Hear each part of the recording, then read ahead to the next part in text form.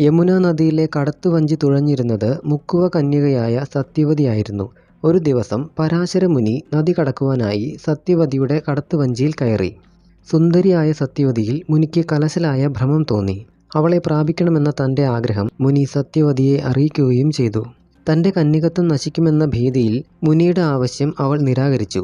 സത്യവതിയോട് പരാശരമുനി പറഞ്ഞു, "നിനക്കൊരാപത്തും വരാതെ ഞാൻ സൂക്ഷിച്ചു കൊള്ളാം.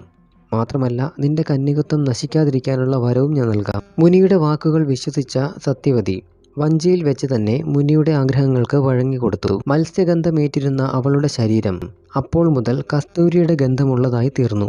ഗർഭിണിയായ സത്യവതി മുനിയുടെ തപോബലം കൊണ്ട് ഉടൻ തന്നെ പ്രസവിക്കുകയും ആ കുട്ടി ഉടൻ തന്നെ യുവാവായി തീരുകയും ചെയ്തു. യമുനാ നദി മധ്യത്തിലുള്ള ദ്വീപിൽ വെച്ച് ജനിച്ചതിനാൽ ആ കുട്ടിക്ക് മാതാപിതാക്കൾ ദ്വൈപായനൻ എന്ന് പേരിട്ടു. മാതാവായ സത്യവതിക്ക് തന്നെ കാണണമെന്ന് മനസ്സിൽ തോന്നുന്ന അവസരത്തിൽ വന്നുകൊള്ളാമെന്ന് പറഞ്ഞ് പരാശരമുനിയുടെ പുത്രൻ ദ്വൈപായനൻ തപസ്സനുഷ്ഠിക്കാൻ യാത്രയായി. ഈ ദ്വൈപായനനാണ് പിൽക്കാലത്ത് വേദവ്യാസൻ എന്ന പേരിൽ പ്രസിദ്ധനായി തീർന്നത്. വേദങ്ങളെ 4 പകുത്തതും മഹാഭാരതം രചിച്ചതും ഈ വേദവ്യാസൻ തന്നെയാണ്. പരാശരമുനിയെ പ്രാപിച്ച് ഗർഭിണിയും മാതാവുമായി തീർന്ന സത്യവതി അദ്ദേഹത്തിൻ്റെ വരസിദ്ധി കൊണ്ട് കസ്തൂരിഗന്ധിയായി തീർന്നുവെന്ന് മാത്രമല്ല, കന്യകയായി തന്നെ തുടർന്നു. 1000 അശ്വമേധയാഗങ്ങളും കൂടാതെ 100 രാജസൂയങ്ങളും നടത്തി പ്രസിദ്ധനായ രാജാവായിരുന്നു ഇക്ഷ്വാകു വംശത്തിൽ പിറന്ന മഹാഭിഷക്. സ്വർഗത്തിൽ വലിയ സ്ഥാനമാനങ്ങൾക്ക് പാത്രമായ അദ്ദേഹത്തിന് ഒരിക്കൽ ഒരബദ്ധം പറ്റി. ബ്രഹ്മാവിൻ്റെ മുന്നിൽ വെച്ച് ഗംഗാദേവിയെ പ്രേമപുരസ്സരം ഒന്ന് നോക്കിപ്പോയി. കുപിതനായ ബ്രഹ്മാവ് മഹാഭിഷക് വീണ്ടും മനുഷ്യനായി ഭൂമിയിൽ ജനിക്കട്ടെ എന്ന് ശപിച്ചു. ബ്രഹ്മാവിൻ്റെ ശാപത്താൽ മഹാഭിഷക് പുരുവംശത്തിലെ പ്രദീപ രാജാവിൻ്റെ പുത്രനായി ഭൂമിയിൽ ജനിച്ചു. രാജാവ് ആ കുട്ടിക്ക് ശന്തനു എന്ന് പേരിട്ടു. ശന്തനുവിന് പ്രായപൂർത്തി വന്നപ്പോൾ രാജ്യഭാരം അവനെ ഏൽപ്പിച്ച് പ്രദീപ മഹാരാജാവ് തപസ് ചെയ്യാൻ കാട്ടിലേക്ക് പോയി. ഒരിക്കൽ അഷ്ടവസുക്കൾ 8 പേരും തങ്ങളുടെ ഭാര്യമാരുമൊത്ത് വസിഷ്ഠ മഹർഷിയുടെ ആശ്രമത്തിലുള്ള വനത്തിൽ ഉല്ലസിച്ച് നടക്കുകയായിരുന്നു. ആ സമയത്ത് വസിഷ്ഠ മഹർഷിയുടെ കാമധേനു എന്ന നന്ദിനി പശുവിനെ അവർ കാണാനിടയായി. അഷ്ടവസുക്കളിൽ ഒരുവനായ ദ്യോവിൻ്റെ ഭാര്യയ്ക്ക് ലക്ഷണമൊത്ത ആ പശുവിനെ സ്വന്തമാക്കണമെന്ന് വലിയ മോഹം. ഭാര്യയുടെ ആഗ്രഹം നിറവേറ്റാനായി ദ്യോവ് നന്ദിനിയെ കൂട്ടിക്കൊണ്ടുപോയി. വസിഷ്ഠ മഹർഷി പശുമോഷണം പോയ വിവരമറിഞ്ഞു. ആ കൃത്യം ചെയ്ത അഷ്ടവസുക്കൾ ഭൂമിയിൽ മനുഷ്യരായി ജനിക്കട്ടെ എന്ന് ശപിച്ചു. ബാക്കി 7 പേരും ജനിച്ച് 1 വർഷത്തിനകം ശാപമോക്ഷം നേടുമെന്നും മഹർഷി പറയുകയുണ്ടായി. മഹർഷിയുടെ ശാപം ലഭിച്ച അഷ്ടവസുക്കൾ പൊട്ടിക്കരഞ്ഞുകൊണ്ട് ഗംഗാദേവിയെ സമീപിച്ചു.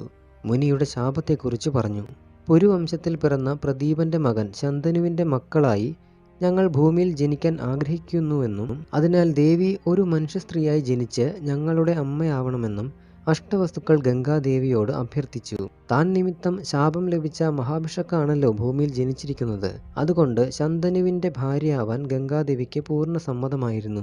ഗംഗാദേവിയുടെ സമ്മതം ലഭിച്ചപ്പോൾ അഷ്ടവസുക്കൾ തങ്ങൾ ഭൂമിയിൽ ജനിച്ചയുടനെ നദിയിൽ എറിഞ്ഞു കൊന്ന് എളുപ്പം ശാപമോക്ഷം നടത്തിത്തരണമെന്ന് ഗംഗയോട് അപേക്ഷിച്ചു.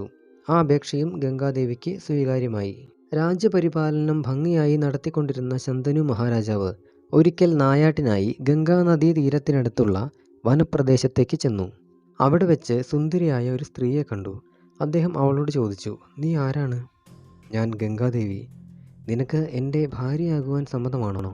ശന്തനുവിൻ്റെ ചോദ്യം കേട്ട ഗംഗ പറഞ്ഞു, "എനിക്ക് സമ്മതം തന്നെ. പക്ഷേ അങ്ങ് ഒരിക്കലും എൻ്റെ ആഗ്രഹങ്ങൾക്ക് എതിര് പറയരുത്.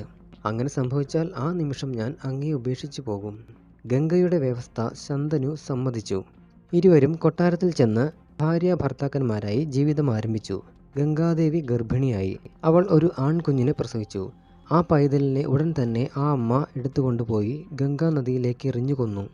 ഇങ്ങനെ 2 അല്ല 3 അല്ല തൻ്റെ 7 പ്രസവത്തിലും കുഞ്ഞുങ്ങളെ ഗംഗാദേവി ഇപ്രകാരം കൊന്നു. 8ാമത്തെ പൊന്നോമനയെയും അവൾ അപ്രകാരം കൊല്ലാൻ ഭാവിച്ച അവസരത്തിൽ ശന്തനു മഹാരാജാവ് ഗംഗാദേവിയെ തടഞ്ഞുകൊണ്ട് പറഞ്ഞു, "മതി നിന്റെ ക്രൂരകൃത്യം. ഈ കുഞ്ഞിനെയെങ്കിലും എനിക്ക് വളർത്തണം." "അല്ലയോ മഹാരാജാവേ, എൻ്റെ ആഗ്രഹത്തിന് അങ്ങ് എതിര് പറഞ്ഞിരിക്കുന്നു. അതിനാൽ ഞാൻ ഇനി ഒരു നിമിഷം പോലും അങ്ങയുടെ ഭാര്യയായി തുടരുകയില്ല. അങ്ങയുടെ പുത്രരായി ജനിച്ച 7 പേരും ശാപം ലഭിച്ച അഷ്ടവസ്തുക്കളാണ്. അവരിൽ 7 പേരെയും ഞാൻ ഗംഗാനദിയിലേക്ക് എറിഞ്ഞുകൊന്ന് ശാപമോക്ഷം നൽകിയിരിക്കുന്നു. അങ്ങയുടെ അഭ്യർത്ഥന മാനിച്ചുകൊണ്ട് 8ാമത്തെ ഈ കുഞ്ഞിനെ ഞാൻ കൊല്ലുന്നില്ല. ഇവനെ ഞാൻ കൊണ്ടുപോയി വളർത്തി യഥാകാലം അങ്ങയെ തിരിച്ചേൽപ്പിച്ചു കൊള്ളാം. എന്നു പറഞ്ഞ് ഗംഗാദേവി കുഞ്ഞിനെയും കൊണ്ട് അവിടെ നിന്നും അപ്രത്യക്ഷയായി. ഗംഗാദത്തൻ എന്നും ദേവവ്രതൻ എന്നും അറിയപ്പെടാൻ തുടങ്ങിയ ആ കുട്ടി വസിഷ്ഠ മഹർഷിയിൽ നിന്നും വേദശാസ്ത്രങ്ങളെല്ലാം അഭ്യസിച്ചു. പരശുരാമനിൽ നിന്നും ആയുധവിദ്യകളെല്ലാം യഥാകാലം അഭ്യസിച്ച് മിടുക്കനായ ദേവവ്രതനെ ഗംഗാദേവി ശന്തനു മഹാരാജാവിന് തിരികെ ഏൽപ്പിച്ചു. ശന്തനു തൻ്റെ പ്രിയപുത്രനായ ദേവവ്രതൻ യുവരാജാവായി വാഴിച്ചു. ഒരിക്കൽ ശന്തനു മഹാരാജാവ് യമുനാ നദീതീരത്തുള്ള വനപ്രദേശത്ത് നായാട്ടിന് ചെന്നു. അപ്പോൾ എവിടെ നിന്നോ പടരുന്ന കസ്തൂരി ഗന്ധം അദ്ദേഹത്തെ ആകർഷിച്ചു. ആ ഗന്ധത്തിൻ്റെ ഉറവിടം അന്വേഷിച്ച് നടന്ന രാജാവ് യമുനാ നദീതീരത്തെ കടത്തുവഞ്ചിക്കാരി സത്യവതിയെ കണ്ടുമുട്ടി. അവളുടെ മേനിയിൽ നിന്നും പരന്ന കസ്തൂരി ഗന്ധത്തിലും അവളുടെ അസുലഭ സൗന്ദര്യത്തിലും ആകൃഷ്ടനായ രാജാവ് അവളെ തൻ്റെ ഭാര്യയാക്കണമെന്ന ആഗ്രഹം പ്രകടിപ്പിച്ചപ്പോൾ അവൾ പറഞ്ഞു, ദാശമുഖ്യനായ എൻ്റെ അച്ഛനോട് സമ്മതം ചോദിക്കണം. ഉടനെ തന്നെ ശന്തനു ദാശമുഖ്യനെ കണ്ട് അനുവാദം ചോദിച്ചു. അപ്പോൾ അയാൾ പറഞ്ഞു, എൻ്റെ പുത്രിയിൽ അങ്ങേക്കുണ്ടാകുന്ന കുട്ടികൾക്ക് രാജാവകാശം കൊടുക്കാൻ തയ്യാറാണെങ്കിൽ ഞാൻ എൻ്റെ പുത്രിയെ അങ്ങേക്ക് വിവാഹം ചെയ്തു തരാം. ഗംഗാദേവിയിൽ തനിക്കുണ്ടായ പുത്രൻ ദേവവ്രതനെ യുവരാജാവായി അഭിഷേകം നടത്തി കഴിഞ്ഞതാണല്ലോ. ആ സ്ഥിതിക്ക് മുക്കുവൻ്റെ വ്യവസ്ഥ സ്വീകരിക്കുന്നതെങ്ങനെ? ധർമ്മസങ്കടത്തിലായ ശന്തനു മഹാരാജാവ് ദാശമുഖ്യൻ്റെ വാക്കുകൾക്ക് മറുപടിയൊന്നും നൽകാതെ ദുഃഖിതനായി കൊട്ടാരത്തിലേക്ക് മടങ്ങിയെത്തി. പിതാവിൻ്റെ മുഖത്ത് നിഴലിച്ച ദുഃഖത്തിന് കാരണം ദേവവ്രതൻ ആരാഞ്ഞുവെങ്കിലും ശന്തനു മറുപടിയൊന്നും പറഞ്ഞില്ല. എങ്കിലും ഒരു മുക്കുവ പെണ്ണിൽ തോന്നിയ അഭിലാഷമാണ് ദുഃഖത്തിന് കാരണമെന്ന് ദേവവ്രതൻ പിതാവിൻ്റെ വിശ്വസ്തരായ മന്ത്രിമാരിൽ നിന്നും മനസ്സിലാക്കുകയുണ്ടായി. പിതാവിൻ്റെ ദുഃഖത്തിന് അറുതി വരുത്തണമെന്നുറച്ച ഗംഗാദത്തൻ മന്ത്രിമാരെയും കൂട്ടി യമുനാ നദീ തീരത്തുള്ള ദാശമുഖ്യൻ്റെ വീട്ടിൽ ചെന്ന് അയാളുമായി സംസാരിച്ചു. നിങ്ങൾ ആവശ്യപ്പെട്ടതനുസരിച്ച് നിങ്ങളുടെ പുത്രിയിൽ എൻ്റെ പിതാവിനുണ്ടാവുന്ന കുട്ടിക്ക് രാജ്യാവകാശം കൊടുക്കാം. എനിക്ക് രാജ്യമൊന്നും വേണ്ട.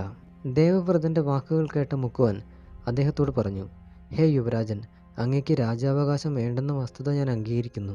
പക്ഷേ ഭാവിയിൽ അങ്ങ് വിവാഹം കഴിച്ചുണ്ടാവുന്ന സന്തതികളും എൻ്റെ പുത്രിയുടെ സന്തതികളും തമ്മിൽ രാജ്യാവകാശത്തിന് വേണ്ടി ഒരു വഴക്കുണ്ടായാൽ എൻ്റെ പുത്രിക്കുണ്ടാവുന്ന കുട്ടിക്ക് തന്നെ രാജ്യാവകാശം നൽകുമെന്ന് എന്താണ് ഉറപ്പ്? ദാശമുഖ്യൻ്റെ ചോദ്യം കേട്ട ദേവവ്രതൻ ഒരു നിമിഷം ചിന്തിച്ചു നിന്നു. എന്തു വില കൊടുത്തും അച്ഛൻ്റെ ആഗ്രഹം നിറവേറ്റി കൊടുക്കണമെന്നുറച്ച ദേവവ്രതൻ മുക്കുവനോട് പറഞ്ഞു, ഹേ ദാശമുഖ്യൻ, നിങ്ങൾ പറഞ്ഞത് ശരി തന്നെ. നിങ്ങളുടെ ആശങ്ക തീർക്കുവാൻ ഞാനിതാ ഈ പ്രപഞ്ചം മുഴുവൻ സാക്ഷിയാക്കി ശപഥം ചെയ്യുന്നു. ഞാൻ ഒരിക്കലും വിവാഹം കഴിക്കില്ല. ഈ നിമിഷം മുതൽ ഞാൻ നിത്യബ്രഹ്മചാരിയായി ജീവിക്കുന്നതാണ്. പിതാവിൻ്റെ ആഗ്രഹ നിവൃത്തിക്ക് ഇത്തരത്തിലുള്ള ഭീഷ്മമായ ശപഥം ചെയ്യുകയാൽ ദേവവ്രതൻ അന്നുമുതൽ ഭീഷ്മർ എന്ന പേരിൽ അറിയപ്പെടാൻ തുടങ്ങി. സത്യവതിയുടെ കുഞ്ഞുങ്ങൾക്ക് രാജ്യാവകാശം ഉറച്ചുവെന്ന് മനസ്സിലാക്കിയ മുക്കുവൻ തൻ്റെ പുത്രിയെ ശന്തനു മഹാരാജാവിന് വിവാഹം ചെയ്തു കൊടുത്തു.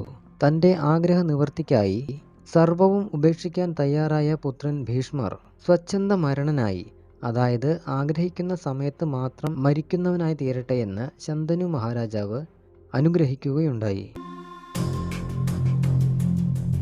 തുടർന്നുള്ള കഥകൾക്ക് അടുത്ത എപ്പിസോഡ് കാണും.